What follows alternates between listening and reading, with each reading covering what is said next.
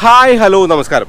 ഇപ്പോൾ നമ്മൾ Tata Nexon EV മാക്സിൻ്റെ അതുപോലെ ടാറ്റ ആൾട്രോസിൻ്റെ ഒക്കെ ഒരു കസ്റ്റമർ റിവ്യൂ ചെയ്തിട്ടുണ്ടായിരുന്നു. അതായത് വണ്ടി വാങ്ങിയിട്ട് കുറച്ച് കാലം യൂസ് ചെയ്യുന്ന ഒരാളുടെ അനുഭവങ്ങളും അയാളുടെ ആ ഒരു കാര്യങ്ങളും വണ്ടി വാങ്ങിയിട്ട് എങ്ങനെയാണ് യൂസ് ചെയ്യുന്നുള്ളതും എന്തൊക്കെയാണ് ചാലഞ്ചസ് എന്നുള്ളതും അങ്ങനെ എല്ലാ കാര്യങ്ങളും ചോദിച്ചുകൊണ്ട് 1-2 വീഡിയോ ചെയ്തിട്ടുണ്ടായിരുന്നു.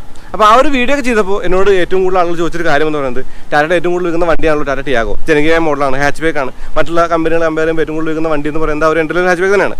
അങ്ങനെ നോക്കുമ്പോൾ എന്തുകൊണ്ട് ടാറ്റ ടിയാഗോയുടെ ഒരു ഓണർഷിപ്പ് റിവ്യൂ ചെയ്യുന്നില്ലാണത് ഒരുപാട് പേര് ചോദിച്ചൊരു കാര്യമാണ്. അപ്പോൾ ഇന്ന് ആ ഒരു ചോദ്യം നമ്മൾ ഉത്തരം നൽകുകയാണ്. ആ ചോദ്യത്തിന് ആ ഒരു കാര്യമെന്ന് പറയുന്നത് ഇന്ന് നമ്മുടെ കൂടെ ടാറ്റ ടിയാഗോ ഉണ്ട്. ടിയാഗോ കുറച്ച് കാലമായിട്ട് യൂസ് ചെയ്യുന്ന ഒരു യൂസർ ഉണ്ട്.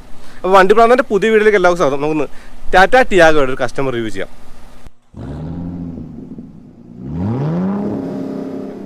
അപ്പോൾ ടാറ്റ ടിയാഗോ നമ്മുടെ മില്ലിന് കിടപ്പുണ്ട്.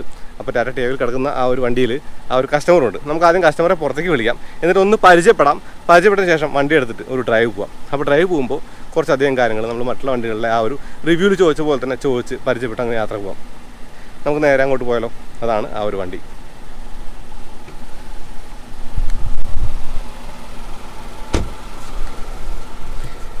നമസ്കാരം. നമസ്കാരം. ഒന്ന് പരിചയപ്പെടുത്തു എൻ്റെ പ്രേക്ഷകർക്ക് വേണ്ടിയിട്ട്.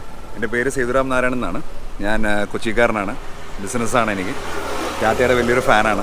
ടാറ്റ ടിയാഗോ അതെ 3 വർഷമായി. അപ്പോൾ വണ്ടി വാങ്ങാൻ വിചാരിക്കുന്ന ഒരാൾക്ക്, വണ്ടി വാങ്ങാൻ മാർക്കറ്റിലുള്ള ഒരാൾക്ക് തീർത്തും ഉപകാരപ്രദമായിരിക്കും ഒരു കസ്റ്റമറുടെ അല്ലെങ്കിൽ ഒരു യൂസറുടെ ഫീഡ്ബാക്ക് എന്ന് പറയുന്നത്. അപ്പോൾ ഒരുപാട് കാര്യങ്ങൾ ചോദിക്കാണ്ട് നമുക്ക് വണ്ടി എടുത്ത് ഡ്രൈവ് പോയിട്ട് വണ്ടിയിൽ ഇരുന്നുകൊണ്ട് ചോദിക്കാം. കാരണം നല്ല വെയിലാണ്, വെയിൽ കൊള്ളിക്കുന്നില്ല. അത് മാത്രമല്ല എനിക്കും ആ ഒരു വെയിൽ അത്ര കാര്യമായിട്ട് തോന്നുന്നില്ല. അപ്പോൾ ഞാൻ നേരത്തെ പറഞ്ഞ പോലെ ഒരു ഓണർഷിപ്പ് റിവ്യൂ എന്ന് പറയുന്നത് ശരിക്കും വണ്ടി വാങ്ങാൻ പോകുന്ന ആളുകൾക്ക് ഉപകാരപ്രദമാണ്. കുറച്ച് കാലം യൂസ് ചെയ്ത ഒരാളുടെ വായിൽ നിന്ന് ഓക്കെ ഇത് ഇങ്ങനെയാണ് ഉപയോഗിക്കാന്നൊക്കെ കേൾക്കുമ്പോഴേ കുറച്ച് ഗുണങ്ങളുണ്ട്. അപ്പോൾ അവർക്ക് വണ്ടി വാങ്ങുമ്പോൾ ഒത്തിരി കൂടി സഹായകമായിരിക്കും ഏത് വണ്ടി ചൂസ് ചെയ്യണം എന്നുള്ളതും എങ്ങനെ തിരഞ്ഞെടുക്കാന്നുള്ളതൊക്കെ. അതിലേക്ക് വരുന്നതിന് മുന്നേ പരിചയപ്പെട്ടുള്ളൂ. നമ്മൾ ബിസിനസ് ആണെന്ന് പറഞ്ഞു. അതെ. എന്തൊക്കെയാണ് ബ്രോയുടെ ഹോബികളും കാര്യങ്ങളൊക്കെ? ജസ്റ്റ് എല്ലാ കാര്യങ്ങളും അറിയണല്ലോ. ഹോബികൾ എനിക്ക് ഏറ്റവും ഇഷ്ടമുള്ളത് ഫുട്ബോളാണ്. ഫുട്ബോളിന് വേണ്ടി ജീവിക്കുന്ന ഒരു വ്യക്തിയാണ് ഞാൻ. ഓക്കെ. പിന്നെ ഉള്ളത് വണ്ടികൾ ഓടിക്കാൻ ഭയങ്കര ഇഷ്ടമാണ്. രണ്ടാണ് മെയിൻ. ഇപ്പോൾ വേൾഡ് കപ്പിന്റെ ഒരു കാര്യം കൂടി ഉണ്ടല്ലോ, ഫുട്ബോളിന്റെ കാര്യം പറയുമ്പോൾ. അതെ. നേരത്തെ നമ്മൾ സംസാരിച്ചപ്പോൾ വേൾഡ് കപ്പിന് പോയി എന്നും പറഞ്ഞു. അതെ. ആ ഒരു എക്സ്പീരിയൻസ് ഒന്ന് ഒരു ഇത്തിരി ഷെയർ ചെയ്യാൻ പറ്റുമോ? ആ എക്സ്പീരിയൻസ് ഉള്ള പോലെ പറഞ്ഞു കഴിഞ്ഞാൽ ഈ ടിവിയിലും മീഡിയയിലും കാണിക്കുന്ന പോലത്തെ അത്രയും വലിയ ഹൈപ്പൊന്നും അവിടെ ഉണ്ടായിട്ടില്ല എൻ്റെ അഭിപ്രായത്തിൽ. ആൻഡ് ഈ പല സ്റ്റേഡിയങ്ങളും ഈ പറയുന്ന 40,000 കപ്പാസിറ്റിയുള്ള സ്റ്റേഡിയങ്ങൾ 42,000 ഉണ്ടായിരുന്നു എന്നൊക്കെ പറയുന്നത് ചുമ്മാണ്. കാലി സീറ്റുകൾ, ഞാൻ പോയ എല്ലാ കളികളിലും കാലി സീറ്റുകളുണ്ട്. അത് ശരി. അപ്പൊ എന്തുകൊണ്ട് ബാക്കിയുള്ള മീഡിയക്കാർ ഇത് പുറത്ത് വിടുന്നില്ല എന്ന് എനിക്കറിയില്ല. ഞാനും അത് കേട്ടില്ല. എല്ലാവരും പറഞ്ഞത് സ്റ്റേഡിയം ഫുള്ളായിരുന്നു, ആളായിരുന്നു. ഒരിക്കലും ഇല്ല. ഞാൻ പോയ കളികളിൽ എങ്ങനെ പോയാലും മിനിമം ഒരു 5,000 സീറ്റുകളും കാലി ഞാൻ കണ്ടിട്ടുണ്ട്. അത് ശരി.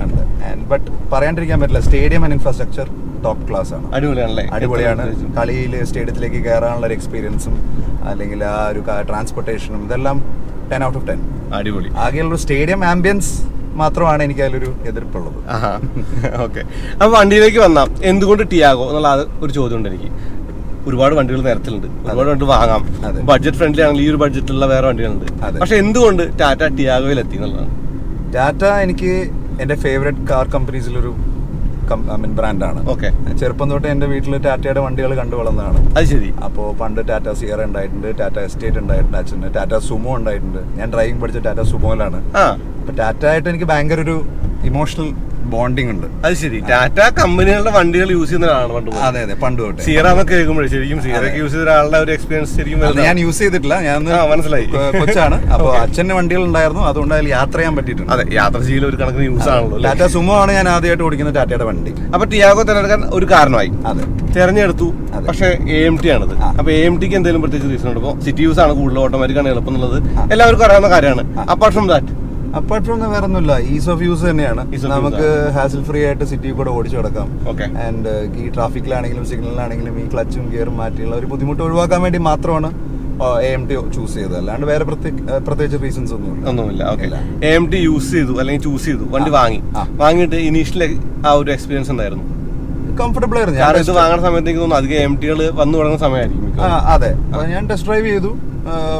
ഞാൻ ഒരു 10 കിലോമീറ്റർ ഓടിച്ച് ടെസ്റ്റ് ഡ്രൈവ് ചെയ്തു. എനിക്ക് കംഫർട്ടബിൾ ആണെന്ന് തോന്നി. നമ്മളെ പർപ്പസിനെ മീറ്റ് ചെയ്യും. സിറ്റിന് ബെസ്റ്റ് കാർ ആണെന്ന് തോന്നിയിട്ട് തന്നെയാണ് വാങ്ങിയത്. അപ്പോൾ ആ ഒരു കാര്യത്തിൽ തീരുമാനം തീർത്തും ഉചിതമായിരുന്നു തോന്നുന്നു. തീർച്ചയായിട്ടും, അബ്സല്യൂട്ട്ലി. അപ്പൊ ടിയാഗോ എന്ന് പറയുന്നത് AMT ആണ്. എന്നാലും ടിയാഗോയുടെ ഒരു AMT എന്നുള്ള കാര്യം മാറ്റി നിർത്തിയാലും ഒരു കാർ എന്ന നിലയ്ക്ക് ഒരു ഓവറോൾ എക്സ്പീരിയൻസ് ഷെയർ ചെയ്യാൻ പറ്റും? ഓവറോൾ എക്സ്പീരിയൻസ് ഞാൻ വളരെ ഹാപ്പിയാണ്. ഓക്കെ, എനിക്കിതിൻ്റെ ഡ്രൈവിംഗ് കംഫർട്ട്, അതായത് വെനിയർ ഡ്രൈവർ സീറ്റ്, ആ കിട്ടുന്ന കംഫർട്ടും ആ മെനൂറബിലിറ്റിയും ഈ പറയുന്ന ഹാൻഡ്ലിങ്ങും ഒക്കെ പെർഫെക്റ്റ് ആണ്. ഇതിൻ്റെ സസ്പെൻഷൻ ആണെങ്കിലും ideal for our road conditions ആണ്. ഭയങ്കര ഈസിയാണ് ഇത് സിറ്റി കൂടെ കൊണ്ടുനടക്കാൻ. അങ്ങനെ പറയുമ്പോൾ ലോങ് ഡ്രൈവ് പോകാറുണ്ട് വണ്ടിയിൽ? ലോങ് ഡ്രൈവ് പോയിട്ടുണ്ട് ഒരു 200-250 കിലോമീറ്റർ റേഞ്ചിലുള്ള ലോങ് ഡ്രൈവ്സ് ഞാൻ പോയിട്ടുള്ളൂ. ഓക്കെ. ആൻഡ് ഹൈവേയിൽ especially it is very easy to drive and it's very stable. ഈ പറയുന്ന 100-120 പോയാലും നമ്മുടെ സ്പീഡ് ലിമിറ്റ്സിൽ പോയാലും it's very comfortable to handle. അത് ശരി. അപ്പോൾ ലോങ് എല്ലാം ഓടിക്കുമ്പോഴാണ് ശരിക്കും ഒരു വണ്ടിയുടെ മുഴുവനായിട്ടുള്ള ഒരു കാര്യങ്ങൾ നമുക്ക് കിട്ടുള്ളൂ. അതായത് എത്ര ഈസിയാണ് ഓടിക്കുക എന്നുള്ളത്, എങ്ങനെ കംഫർട്ടബിൾ ആണെന്നുള്ളതൊക്കെ. അപ്പോൾ ഒരുപാട് ലോങ് ഡ്രൈവ് കൂടി ചെയ്തിട്ടുണ്ടല്ലേ? ചെയ്തിട്ടുണ്ട്. നല്ല കാര്യം. അപ്പോൾ ലോങ് പോകുമ്പോൾ സേഫസ്റ്റ് കാർ അല്ലെങ്കിൽ സേഫ് കാർ എന്നുള്ളത് ഒരു ഇമ്പോർട്ടൻറ്റ് ഫാക്ടറാണ് ഇപ്പോൾ ഇന്ത്യക്കാർക്ക്. എനിക്ക് തോന്നുന്നു ഒരുപാട് കാലമൊന്നും ആയിട്ടില്ല സേഫ്റ്റി എന്നുള്ളൊരു കാര്യം നമ്മൾ ഇന്ത്യക്കാർക്ക് അത്ര ഒരു വലിയൊരു കാര്യമായി മാറിയിട്ട്. അതിനു മുമ്പ് നമുക്ക് വണ്ടിയുടെ ഒരു കാര്യം എന്ന് പറയുന്നത് ഫ്യൂവൽ എഫിഷ്യൻസി ആയിരുന്നു മെയിനായിട്ട്. ഇപ്പം അതല്ല. ഇപ്പോൾ വണ്ടി വാങ്ങാൻ പോകുന്ന ആൾ സേഫ്റ്റിയുടെ ഒരു കാര്യം കൂടി കാര്യമായിട്ട് പരിഗണിക്കേണ്ടത് തോന്നുന്നു അല്ലേ? തീർച്ചയായും. ആ ഒരു കാര്യത്തിൽ കൂടി എന്താണ് ബ്രോയുടെ ഒരു എക്സ്പീരിയൻസ്? അതിൽ ഫസ്റ്റ് എനിക്ക് പറയാനുള്ളത് സേഫ്റ്റിയുടെ ഫസ്റ്റ് കാര്യം സീറ്റ് ബെൽറ്റ് ഇടുക എന്നാണ്. ഓക്കെ. അത് ഞാൻ ഓടിക്കാൻ തുടങ്ങിയ സമയത്ത് ഒരു സീറ്റ് ബെൽറ്റ് ഇല്ലാണ്ട് ഞാൻ വണ്ടി ഓടിക്കില്ല. ശരി. At any cost. ഓക്കെ. പിന്നെ ഞാൻ നോക്കുന്നത് അതിന്റെ എൻക്യാപ് റേറ്റിംഗ്, അത് ടെസ്റ്റിംഗിന്റെ റേറ്റിംഗ്. അപ്പോൾ അത് നമുക്ക് gives you more confidence to buy that particular car.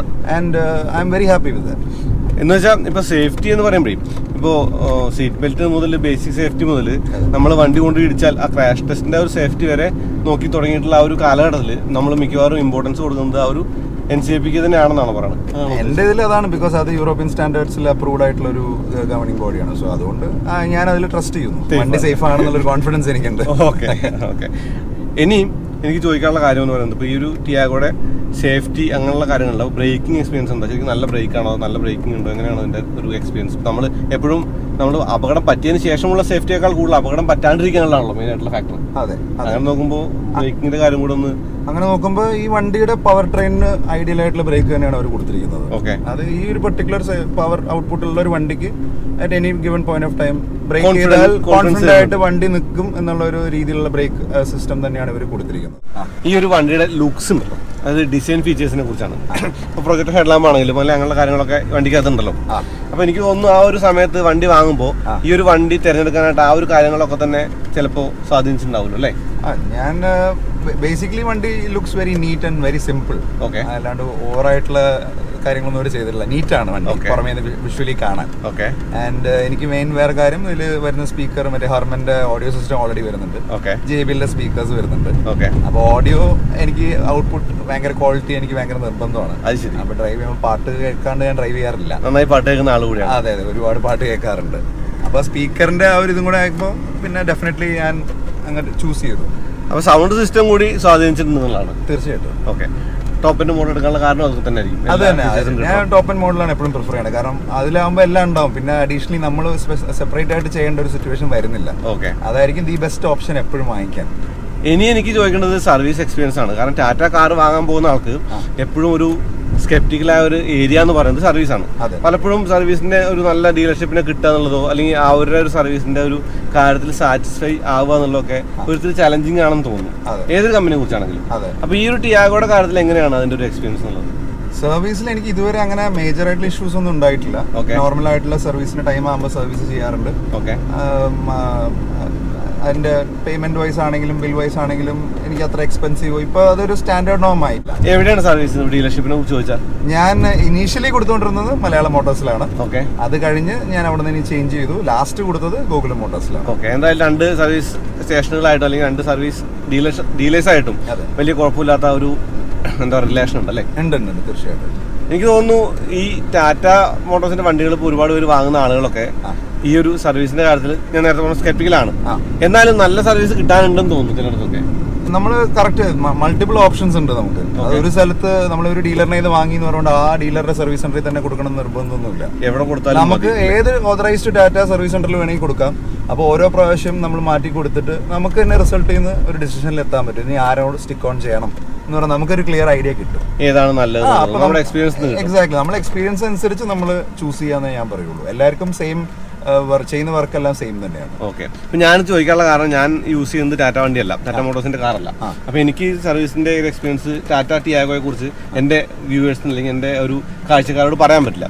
അതുകൊണ്ടാണ് ഞാൻ ഒന്ന് ഊന്നി ചോദിച്ചത് എങ്ങനെയാണ് നിങ്ങൾ ഇത് മെയിൻറ്റെയിൻ ചെയ്യുന്നത്. ഇപ്പൊ എപ്പോൾ വേണമെങ്കിലും ഒരു വണ്ടി വാങ്ങുന്ന ആൾക്ക് എന്തായാലും ആശ്രയിക്കേണ്ട ഒരു സംഗതിയാണ് സർവീസ്. അതൊരു സംശയമില്ലല്ലോ. അല്ലേ? അതില്ലാണ്ട് പറ്റില്ല. നമുക്ക് സർവീസ് ചെയ്യാൻ അറിയില്ലല്ലോ. നമുക്ക് സർവീസ് ചെയ്യാൻ അറിയില്ല. അതെ. ഇപ്പൊ ലോങ് ഡ്രൈവ് പോകുന്നു പറഞ്ഞു. ബാക്ക് സീറ്റിന്റെ ഒരു കാര്യം കൂടി ചോദിക്കണം. ബാക്ക് സീറ്റിന്റെ കംഫർട്ടോ അല്ലെങ്കിൽ എന്താ പറയാ, ആ ഒരു ബാക്കിലെ ഡിക്കിയുടെ ആ ഒരു സ്പേസ് ഒക്കെ തന്നെ യൂസബിൾ ആയിട്ട് തോന്നാറുണ്ടോ, അതോ അതിനെന്തെങ്കിലും ഒരു കാര്യങ്ങളുണ്ടോ? ഞാൻ ബാക്ക് സീറ്റിൽ പൊതുവെ അങ്ങനെ ഇരുന്ന് ട്രാവൽ ചെയ്യാറില്ല. ഞാൻ ഡ്രൈവ് ചെയ്യാൻ താല്പര്യമുള്ള വ്യക്തിയാണ്. ഏത് ട്രിപ്പ് പോയാലും ഫ്രണ്ട്സ് ഉണ്ടെങ്കിലും ഞാനാണ് ഡ്രൈവ് ചെയ്യാറ്. ഓക്കെ. പിന്നെ ലഗേജിന്റെ കാര്യം ബൂട്ട് സ്പേസ് സഫീഷ്യന്റ് ആണ്. ഞാൻ പറഞ്ഞില്ല, ഈ ഒരു സെഗ്മെന്റിൽ ഈ കാറിൽ നമുക്ക് ഇത്രേ എക്സ്പെക്ട് ചെയ്യാൻ പറ്റുള്ളൂ. അല്ലാണ്ട് ഇതിനകത്ത് ഇത്രയും സ്പേസ് വേണമെന്ന് നമുക്ക് പറയാൻ പറ്റില്ല. ഓരോ സെഗ്മെന്റിന് ഓരോ ക്രൈറ്റീരിയ ഉണ്ടല്ലോ, അതിനനുസരിച്ച് I think it is fine. അപ്പൊ ഓവറോൾ എൻ്റെ ഒരു ക്വസ്റ്റ്യൻ നമുക്ക് ഇങ്ങനെ സംഗ്രഹിക്കാം. അതായത് ടാറ്റ ടിയാഗോയിൽ ബ്രോ സാറ്റിസ്ഫൈഡ് ആണെന്നുള്ളത് തന്നെയാണ് അല്ലേ? അതെ, തീർച്ചയായിട്ടും ആണ്, ഒരു ഡൗട്ടും ഇല്ല. അപ്പൊ ഇനി ഒരു കാർ വാങ്ങാനും മിക്കവാറും അടുത്തൊരു ടാറ്റ മോട്ടോഴ്സിന്റെ വണ്ടി വാങ്ങാനുള്ള സാധ്യതയുണ്ട് എന്ന് പറയുന്നത്. തീർച്ചയായിട്ടും ഉണ്ട്. ഞാൻ ടാറ്റ ഹാരിയർ വാങ്ങണം എന്ന് പറഞ്ഞ് കുറെ നാൾ വിചാരിച്ചിരുന്നപ്പോഴാണ് ഞാൻ അത് ഡ്രോപ്പ് ചെയ്തിട്ട് അവസാനം എനിക്ക് വേറെ ഓഫർ കിട്ടി. ഞാനൊരു സെക്കൻഡ് ഹാൻഡ് BMW V60 വാങ്ങിച്ചത്. അടിപൊളി. അപ്പോൾ ഇനി ഹോപ്പ്ഫുള്ളി ഡെഫിനറ്റ്ലി ടാറ്റയുടെ വണ്ടി ഫ്യൂച്ചറിൽ ഞാൻ എന്തായാലും ഇനി വാങ്ങിയിരിക്കും. ഷുവറാണ്, ഒരു സംശയമില്ല. ഉറപ്പായിട്ടും. അപ്പൊ ഇത്രയൊക്കെയാണ് എനിക്ക് ചോദിക്കാനുള്ളൂ. കാരണം ഒരു വണ്ടി വാങ്ങിയ ആൾ യൂസ് ചെയ്യുമ്പോൾ ആ ഒരു എക്സ്പീരിയൻസ് എന്ന് പറയുന്നത് കൊണ്ടു നടക്കാനുള്ള എക്സ്പീരിയൻസ്, വണ്ടി എന്തുകൊണ്ട് മേടിച്ചു, അത് സർവീസ് ചെയ്യുന്നത് എങ്ങനെയാണ്, ഇങ്ങനെയുള്ള കാര്യങ്ങൾ തന്നെയാണ്. അപ്പൊ എനിക്ക് തോന്നുന്നു ഏകദേശം എല്ലാം തന്നെ കവർ ആയിട്ട് എന്തെങ്കിലും കൂടുതൽ ആഡ് ചെയ്യാനുണ്ടോ ബ്രോയ്ക്ക് ഇതിനെ കുറിച്ച്? ഇല്ല, ധൈര്യമായിട്ട് ആൾക്കാർക്ക് ആ ഒരു മറ്റേ സ്റ്റീരിയോടിപ്പിക്കൽ ആയിട്ടുള്ള ഒരു തോട്ട് പ്രോസസ്സിൽ നിന്ന് നമ്മൾ മലയാളികൾ മാറേണ്ട സമയം കഴിഞ്ഞു. അതായത് മാരുതിയുടെ വണ്ടി അല്ലെങ്കിൽ ടൊയോട്ടയുടെ വണ്ടി മാത്രമേ നല്ലതുള്ളൂ എന്നുള്ളൊരു ആ ഒരു തോട്ട് പ്രോസസ്സ് കാലങ്ങളായിട്ട് നമ്മുടെ നാട്ടിലുണ്ട്. അത് മാറണം. Be confident in Tata. അതൊരു ഇന്ത്യൻ കമ്പനിയാണ്, one of the best managed companies in the world ആണ്. അപ്പോൾ നമ്മൾ അതിൽ ട്രസ്റ്റ് ചെയ്യുക. ക്വാളിറ്റി ഒരുപാട് മാറിയിട്ടുണ്ട്. പഴയ ടാറ്റയുടെ ഇതിൽ നിന്ന് ട്രാൻസിഷൻ ഞാൻ പേഴ്സണലി അനുഭവിച്ച ഒരാളാണ്. അതുകൊണ്ട് ജെന്യുവൻലി ഞാൻ പറയുകയാണെങ്കിൽ people should start believing in Tata, buy more Tata cars and make India proud. അപ്പോൾ അത്രയും കാര്യങ്ങൾ എനിക്ക് കൂടുതലും പറയാനില്ല. അപ്പോൾ അതുപോലെ ഒരു വീഡിയോ ഉപയോഗപ്പെട്ടു തന്നെ കരുതണം. ചാനൽ സബ്സ്ക്രൈബ് ചെയ്യാൻ മറക്കരുത്. പിന്നെ ബെല്ലൈക്കൺ ക്ലിക്ക് ചെയ്യാൻ നോട്ടിഫിക്കേഷൻ ഇൻസ്റ്റാഗ്രാം ലൈക്ക് ചെയ്യുക. നിങ്ങളുടെ ലൈക്കും ഷെയർ ഒക്കെ നമ്മുടെ എന്തിനും അറിയാലോ. അപ്പോൾ അടുത്തതായിട്ട് വീണ്ടും വരാം. അതൊരിക്കും നന്ദി. നമസ്കാരം.